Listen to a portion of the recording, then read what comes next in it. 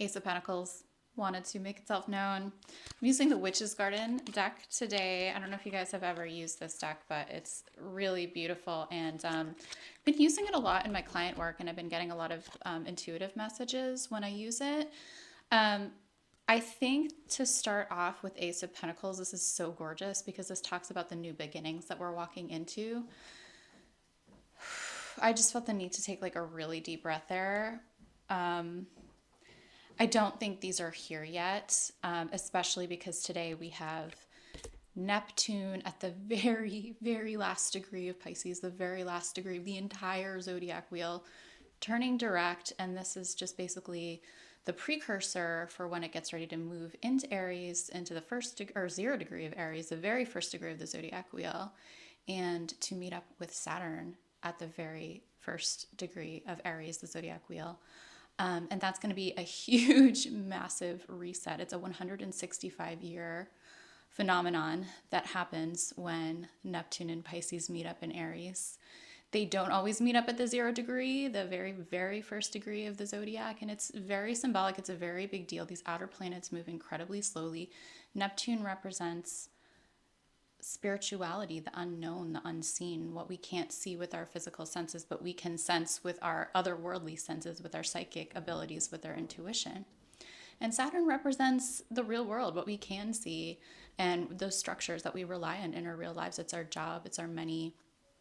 And it's funny that I say money because the Ace of Pentacles came out, and that has a lot to do with money. I think there are going to be major resets when it comes to finances collectively and personally for all of us. But guys, when I talk about Neptune going direct today in Pisces, it's happening today, December 10th. I'm feeling like this fog that we've been just mucking through because Neptune represents, the void. It represents what we can't see. So oftentimes we feel like we're in a fog because we can't see in front of us. And it's like that thing where, you put your brights on, but you're not supposed to do that in a fog because then that will just illuminate the fog and make things even worse. So it's like that's what we've been trying to do. We've been trying to get clarity, see more, but we've been just trying to use our Saturn senses, our 5 normal senses that we all have. And it's not working because it's just illuminating the fog. It's just making it worse. And the slog has been really slogging.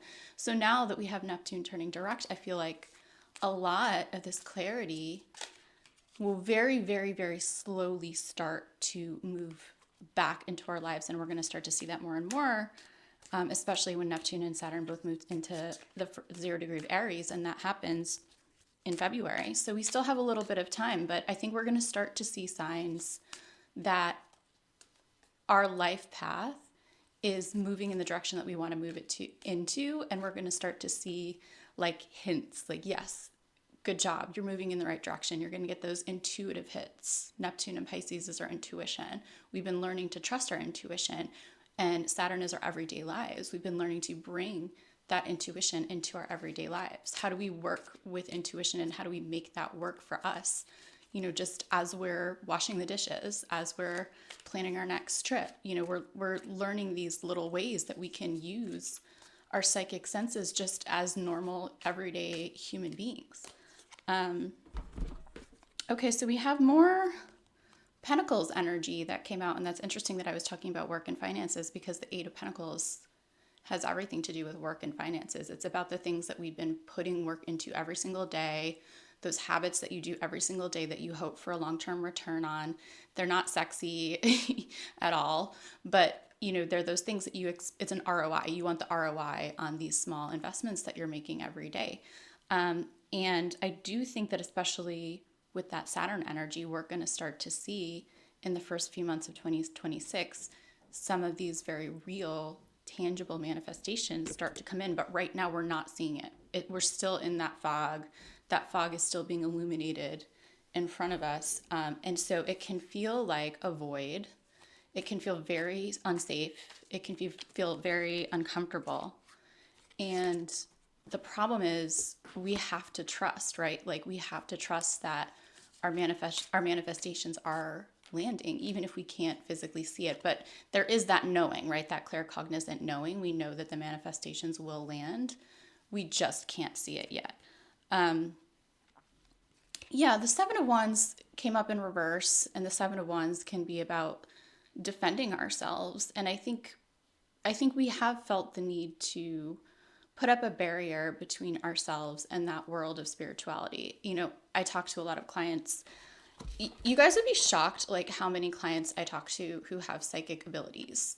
Almost every single person that I talk to who comes to me has some kind of psychic ability, but the way they talk about it, it's like, yeah, I hear things, or I see things, or I sense things, and they either say like, I just push it away because I just don't want to deal with it, or they just don't recognize how important it is. They almost kind of like dismiss it or sideline it and think it's not important.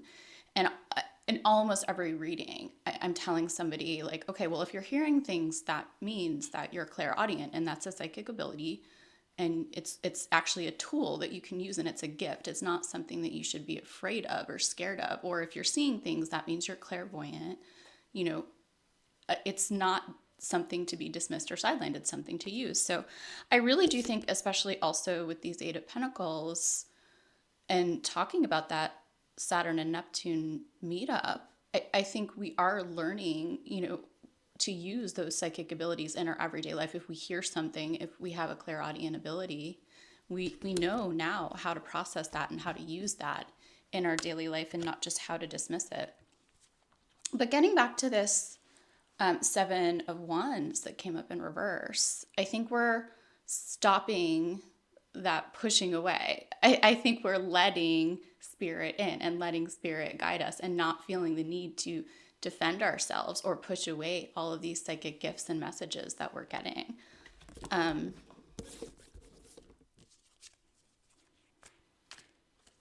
Let's keep going.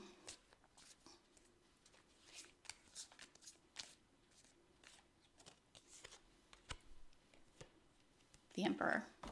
Wow. Wow. The Emperor is a power player. He's someone who's mastered manifestation. He knows exactly how to bring the wisdom of the cosmos into his everyday reality. And I think that's what we're all doing. It's just that we don't trust ourselves. We don't trust our personal power. We don't trust that we have the ability to use that power that is gifted to us by spirit. But spirit is benevolent, right? Like spirit gives these gifts to us freely. It's like on Christmas, like Santa isn't like, okay, I'm going to give you this gift, but, you have to work for it, and, you have to give me money for it or whatever. No, Santa just gives. That's the whole point of Santa. Like, everybody loves Santa because he doesn't expect anything in return. And spirit is like that. Spirit is benevolent. And this is what I try to tell people, like when they're afraid of their psychic abilities. I'm like, guys, it's basically like saying you're afraid of Santa. Like spirit wants to help you. It's you. Part of it is you, like your higher self, the part of yourself that's connected to spirit. You don't need to be afraid of it. When they're talking to you because they want to help you. They're not trying to scare you. They're not trying to lead you down the wrong path. You know what I mean? And I know that can be difficult, and the trusting element is just so huge right now. It's so huge. I feel like for me too, especially, it's been a real struggle just learning to trust, especially when you don't see the things that you need in the real world landing and manifesting, and you still feel that slog and you still feel that struggle, and the real world is reeling out.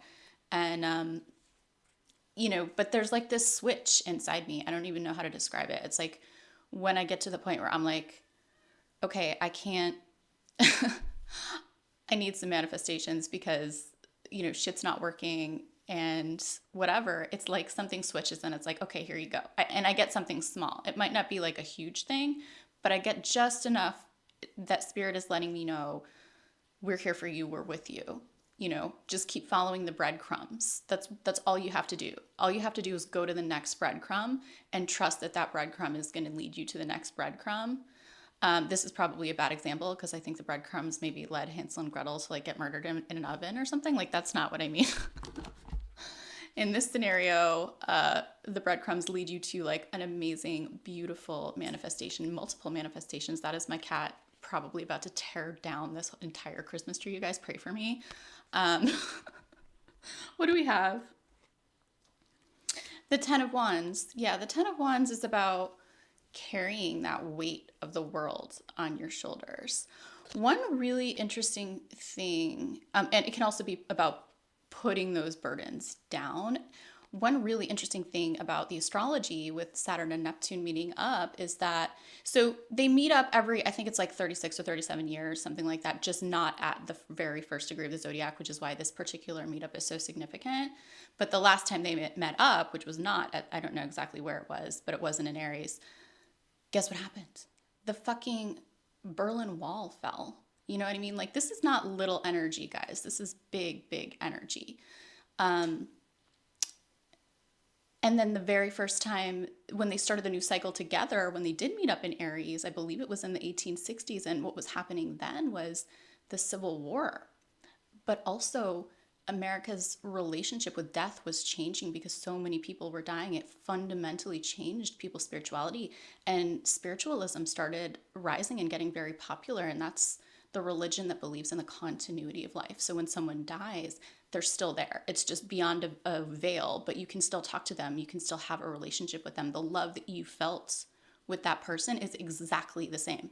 Like, nothing about it changes.